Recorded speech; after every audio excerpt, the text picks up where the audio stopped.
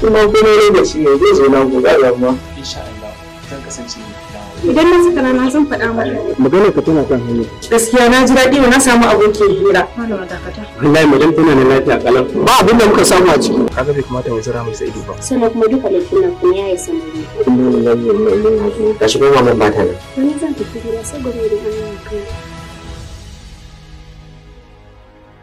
Buɗe idanka mai son kallo, sarƙaƙiya gami da abin al'ajabi, farin ciki ko bakin ciki. Rayuwar ɗan adam tana kasancewa ɗaya cikin biyu. Ban san da shi ba, ƙayataccen shiri da ya zo muku daga kamfanin Ƙara Film Production. Shiri mai dogon zango ya zo muku da salo na daban. Ban san da shi ba, gaskiya matakin nasara, hassada ga mai rabo taki ce. Ga ƙarya ga gaskiya, duka dai a cikin shirin ban san da shi ba.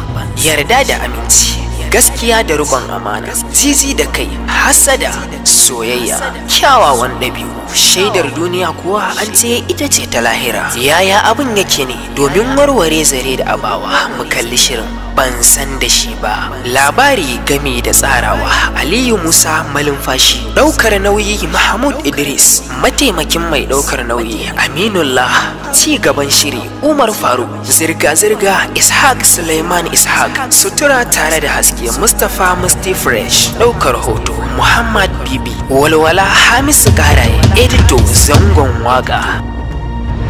Inna lillahi wa inna ilaihi raji'un. Ba da umarni Haruna A. Isyaku.